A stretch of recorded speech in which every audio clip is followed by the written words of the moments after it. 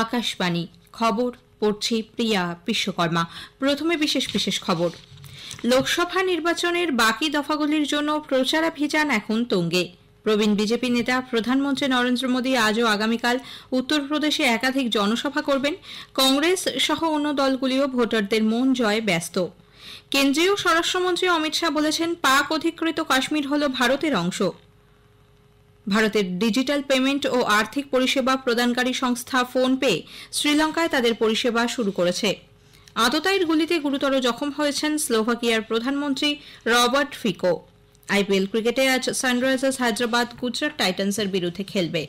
আজ সেই বিস্তারিত খবরে। লোকসভা নির্বাচনের পরবর্তী দফাগুলির জন্য প্রচারাভিযান এখন তুঙ্গে।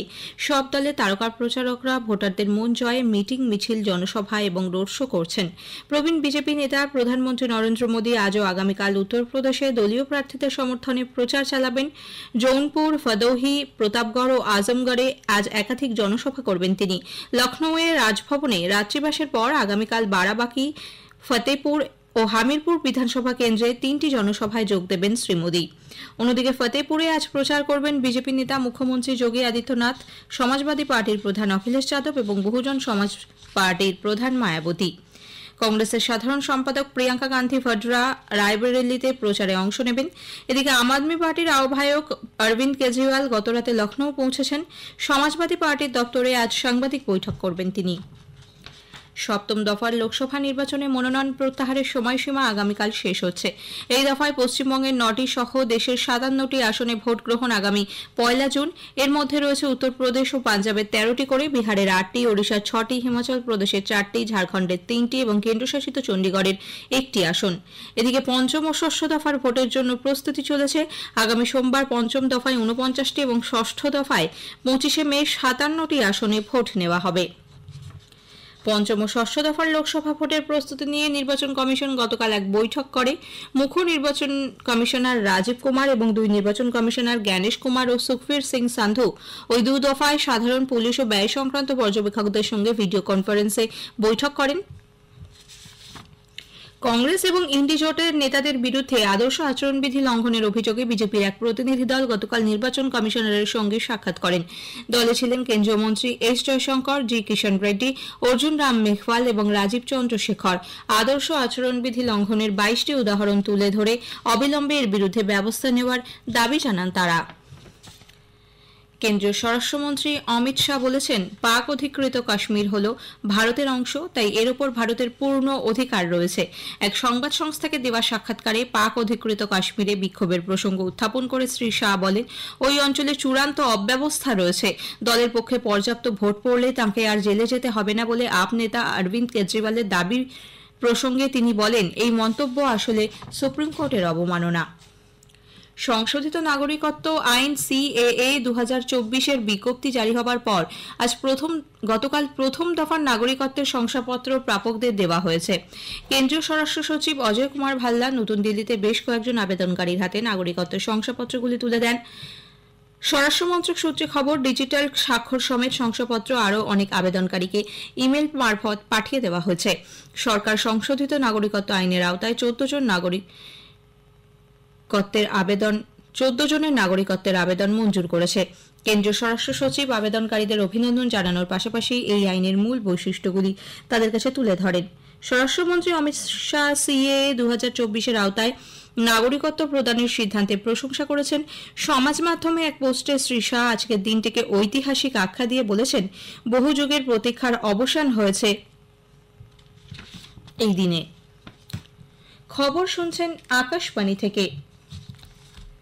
ভারতের ডিজিটাল পেমেন্ট ও আর্থিক পরিষেবা প্রদানকারী সংস্থা ফোনপে শ্রীলঙ্কায় তাদের পরিষেবা শুরু করেছে। এই উপলক্ষে আয়োজিত এক অনুষ্ঠানে শ্রীলঙ্কায় ভারতের রাষ্ট্রদূত সন্তোষ ঝা বলেন, দেশটিতে সংযোগ ব্যবস্থাকে জোরদার করার লক্ষ্যে ফোনপের পরিষেবার সূচনা হল। ভারত দ্বীপরাষ্ট্রটির জন্য ডিজিটাল পরিষেবাকে উন্নত করতে বদ্ধপরিকর বলেও তিনি উল্লেখ করেন।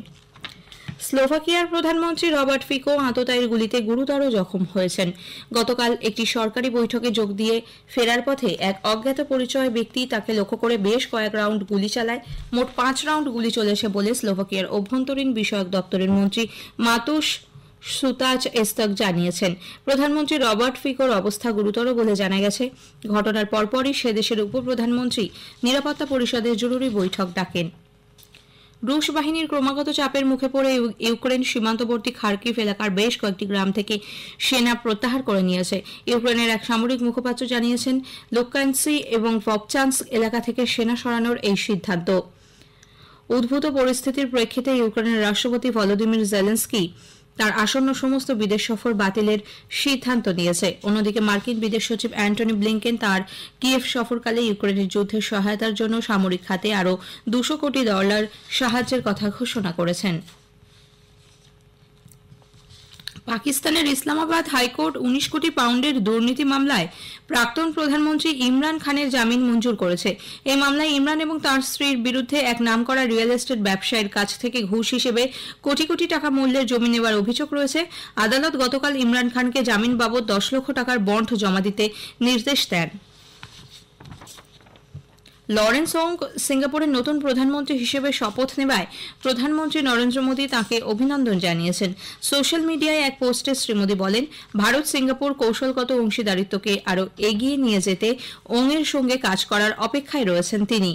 আগেই জানানো হয়েছে, সিঙ্গাপুরের চতুর্থ প্রধানমন্ত্রী হিসেবে গতকাল দায়িত্বভার গ্রহণ করেন লরেন্স ওং। এনফোর্সমেন্ট নির্দেশালয় ইডি ঝাড়খণ্ডের গ্রামোন্নয়ন মন্ত্রী আলমগীর আলমকে অর্থ পাচার প্রতিরোধ আইন পিএমএল এর আওতায় গ্রেপ্তার করেছে। এই মামলায় 35 কোটি টাকা উদ্ধার হওয়ার পরে আলমকে গতকাল নিয়ে পরপর দুদিন জেরা করেন ইডি আধিকারিকরা, তারপরই তাকে গ্রেপ্তার করা হয়েছে। উল্লেখ্য, ইডি এ মাসের 12 তারিখে ঝাড়খণ্ডের এই মন্ত্রীকে জিজ্ঞাসাবাদের জন্য তলব করে। তার আগে এ মাসের 5 ও 6 তারিখ রাঁচিতে বেশ কয়েকটি জায়গায় তারা তল্লাশি চালায়। আলমগীরের ব্যক্তিগত সচিব সঞ্জীব লালের বাড়িতে কর্মরত জাহাঙ্গীর আলমের বাড়ি থেকে পাওয়া যায় 35 কোটি টাকা। সঞ্জীব ও জাহাঙ্গীরকে তদন্তকারী সংস্থা ইতোমধ্যেই নিজেদের হেফাজতে নিয়েছে। বরিষ্ঠ কংগ্রেস নেতা তথা গুজরাটের প্রাক্তন রাজ্যপাল ডক্টর কমলা বেনিওয়ালের প্রয়াণে উপরাষ্ট্রপতি জগদীপ ধনখড় এবং প্রধানমন্ত্রী নরেন্দ্র মোদী গভীর শোক প্রকাশ করেছেন। সমাজ মাধ্যমে এক পোস্টে শ্রী ধনখড় ডক্টর কমলাকে একজন দৃঢ়চেতা প্রশাসক বলে উল্লেখ করেন। রাজস্থানের রাজ্যপাল কলরাজ মিশ্র, মুখ্যমন্ত্রী ভজনলাল শর্মা, প্রাক্তন মুখ্যমন্ত্রী অশোক গেহলট প্রমুখ বেনিওয়ালের প্রয়াণে গভীর শোক ব্যক্ত করেছেন। তিনি ত্রিপুরা ও মিজোরামের রাজ্যপাল হিসেবেও দায়িত্বভার সামলেছেন। 7 বারের বিধায়ক বেনিওয়াল রাজস্থানের উপমুখ্যমন্ত্রী পদেও আসীন ছিলেন। প্রধানমন্ত্রী নরেন্দ্র মোদী সোশ্যাল মিডিয়ায় এক পোস্টে বলেন, দীর্ঘ রাজনৈতিক জীবনে নিষ্ঠার সঙ্গে মানুষের সেবা করেছেন তিনি। আবহাওয়া দপ্তর উত্তর পশ্চিম ভারতে নতুন করে তাপপ্রবাহের সতর্কতা জারি করেছে। রাজস্থান, উত্তরপ্রদেশ, পাঞ্জাব ও হরিয়ানায় আজ থেকে তাপপ্রবাহের পূর্বাভাস। উত্তর পশ্চিম ও পূর্ব ভারতের কিছু অংশে আগামী 4 দিন সর্বোচ্চ তাপমাত্রা বাড়বে 3 থেকে 4 ডিগ্রি সেলসিয়াস। গুজরাট, কোঙ্কণ, সৌরাষ্ট্র এবং কচ্ছে আগামী 2 দিন তাপপ্রবাহের পূর্বাভাস।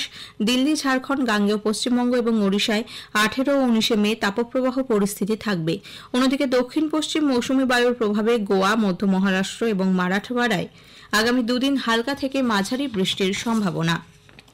হায়দ্রাবাদের রাজীব গান্ধী আন্তর্জাতিক ক্রিকেট স্টেডিয়ামে আজ আইপিএল ক্রিকেটে সানরাইজার্স হায়দ্রাবাদ গুজরাট টাইটান্সের বিরুদ্ধে খেলবে। খেলা শুরু হবে সন্ধ্যে 7:30টায়।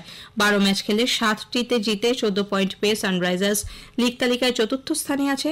আজকের ম্যাচ জিতলে প্লে অফে খেলার সম্ভাবনা বাড়বে তাদের। অন্যদিকে গুজরাট টাইটান্স প্লে অফের দৌড় থেকে ছিটকে গিয়েছে। 13 ম্যাচে 5টিতে জিতে 11 পয়েন্ট নিয়ে 8ম স্থানে আছে তারা। আজকের ম্যাচ তাদের কাছে নিয়ম রক্ষার। গুয়াহাটির বর্ষাপাড়া স্টেডিয়ামে গতরাতে আইপিএল ক্রিকেটে পাঞ্জাব কিংস 5 উইকেটে রাজস্থান রয়্যালসকে হারিয়ে দিয়েছে। টসে জিতে প্রথমে ব্যাট করে রাজস্থান 20 ওভারে 9 উইকেটে 144 রান তোলে। রিয়ান পরাগ 48, রবিচন্দ্রন অশ্বিন 28 রান করেন। জবাবে ব্যাট করতে নেমে পাঞ্জাব 5 উইকেট হারিয়ে 7 বল বাকি থাকতেই ম্যাচ জিতে নেয়। শ্যাম কারেন 63 রানে অপরাজিত থাকেন। রাইলি রুশো করেন 22 রান। শ্যাম কারেন ম্যাচের সেরা হয়েছেন। ভুবনেশ্বরে ফেডারেশন কাপ প্রতিযোগিতায় অলিম্পিক চ্যাম্পিয়ন নীরজ চোপড়া স্বর্ণপদক জিতেছেন। প্রথম 3 রাউন্ডের পর নীরজ দ্বিতীয় স্থানে থাকলেও পরবর্তী রাউন্ডগুলিতে তিনি এগিয়ে যান। শেষ করার আগে খবরের বিশেষ কিছু অংশ আরও একবার। লোকসভা নির্বাচনের বাকি দফাগুলির জন্য প্রচারাভিযান এখন তুঙ্গে। প্রবীণ বিজেপি নেতা প্রধানমন্ত্রী নরেন্দ্র মোদী আজও আগামীকাল উত্তরপ্রদেশে একাধিক জনসভা করবেন। কংগ্রেস সহ অন্য দলগুলিও ভোটারদের মন জয়ে ব্যস্ত। খবর শেষ হলো।